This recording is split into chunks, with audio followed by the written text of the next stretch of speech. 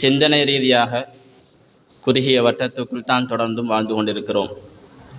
தொடர்ந்தும் எங்களுடைய சிந்தனை விரிவாக்கம் என்பதுதான் மனித குலத்தின் நாகரிகத்துக்கான ஒரு அடையாளமாகும்.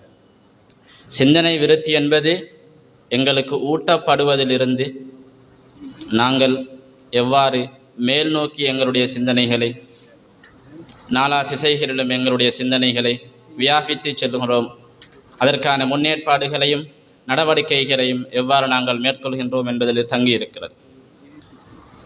குறிப்பாக நாம் சமகாலத்தில் எதிர்கொண்டிருக்கக்கூடிய இந்த பேரனர்த்தம் அல்லது இயற்கை அனர்த்தம் எந்த முறையில் இருந்தாலும் உண்மையில் அது எல்லோரும் ஏற்றுக்கொண்ட கொள்ளாத ஓர் இறைவனிடத்திலிருந்து ஏற்பட்ட ஒன்று.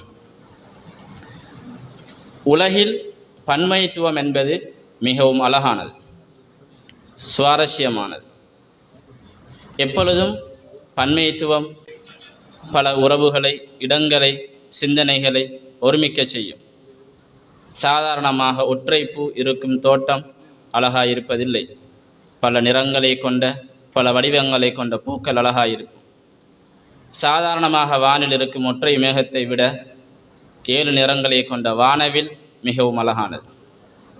சாதாரணமாக ஒரே நிறத்தில் இருக்கும் குளத்தை, குட்டைகளை விட 7 நிறங்களில் இருக்கக்கூடிய கடல்கள் மிகவும் அழகானவை. இவ்வாறு மனித படைப்புகள், இயற்கைகள், காடுகள், பூமிக்கு கீழால் உள்ளவைகள் அனைத்தும் பன்மைத்துவம் வாய்ந்தவை. அதைவிட முக்கியமான பன்மைத்துவம் என்பது மனிதர்களிடத்தில் காண வேண்டியது. மனிதர்கள் இனத்தால், மொழியால், நிறத்தால், பிரதேசத்தால் போன்ற பல காரணங்களினால் வேறுபட்டவர்களாக இருக்க முடியும். ஆனால் அவர்கள் அனைவரும் மனிதர்கள். அனைவரையும் மனிதநேயம் ஒன்றிணைக்க வேண்டும். நாம் அனைவரும் மனிதர்களாக வாழ வேண்டும் என்பதுதான் மனித படைப்பின் பிரதான நோக்கம். சில பொழுது எங்களுக்குள் உண்மையாகவே நாங்கள் மொழியால் தமிழர்கள், தேசத்தால் நாங்கள் இலங்கையர்கள், சமயத்தால் நாங்கள் இஸ்லாமியர்கள், பொதுவாக மனிதநேயத்தால் நாங்கள் எல்லோரும் மனிதர்கள்.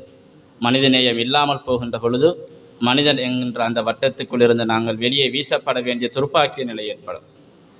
எனவே அனைத்து சமயங்களும் இந்த மனிதநேயத்தை தான் வலியுறுத்தி நிற்கின்றன.